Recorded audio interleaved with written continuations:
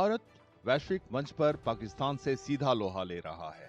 भारत का संदेश पूरी दुनिया में पहुंचाने के लिए बहुपक्षीय प्रतिनिधिमंडल विदेश जा रहा है।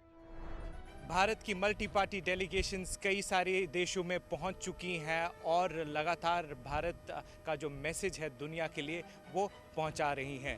मैं इस वक्त बहरीन में हूं। यहाँ मल्टी पार्टी डेलीगेशंस की कई सारी मीटिंग्स हुई और इसके बाद कुवैत, सऊदी जैसे देश जो मुस्लिम वर्ल्ड में खासे इम्पोर्टेंट देश है, उनमें जाके भारत की बात जो है वो ये डेलीगेशन करेगा।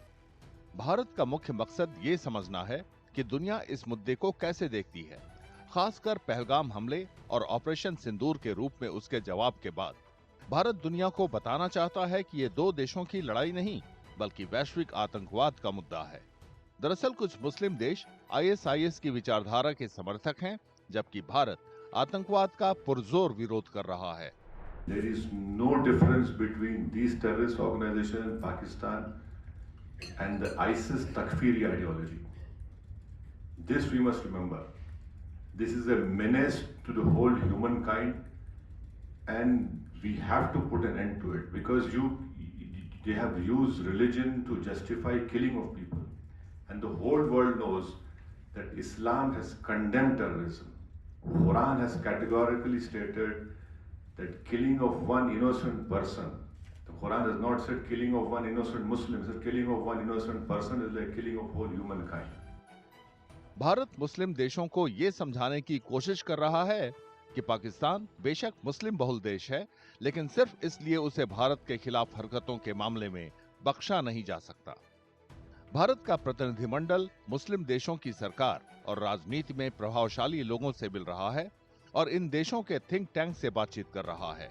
सदस्य इन देशों में रहने वाले भारतीयों से भी बात कर रहे हैं ताकि आतंकवाद के खिलाफ एक राय बनाई जा सके। The Prime Minister has made it very clear. We will have talks only on two issues because they have been illegally occupying.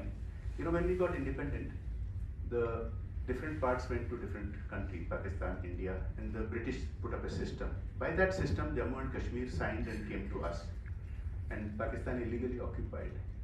And we've been having talks ever since, and war, and talk, and war, and terrorist attacks. So we will have talks only on two issues with Pakistan. That return of Pakistan occupied Kashmir and stop of terrorism. Now, if they know what to do to get us to respond. They have to take action on the terrorists who are openly operating on their soil. बातचीत और बैठकों के जरिए भारतीय प्रतिनिधिमंडल का मकसद ये समझाना है कि गल्फ कोऑपरेशन काउंसिल के कुछ अहम सदस्य भारत के नजरिए को कैसे देख रहे हैं। भारत का संदेश बिल्कुल साफ है कि वो शांति का पक्षधर तो है, लेकिन आतंकवाद को बिल्कुल बर्दाश्त नहीं करेगा।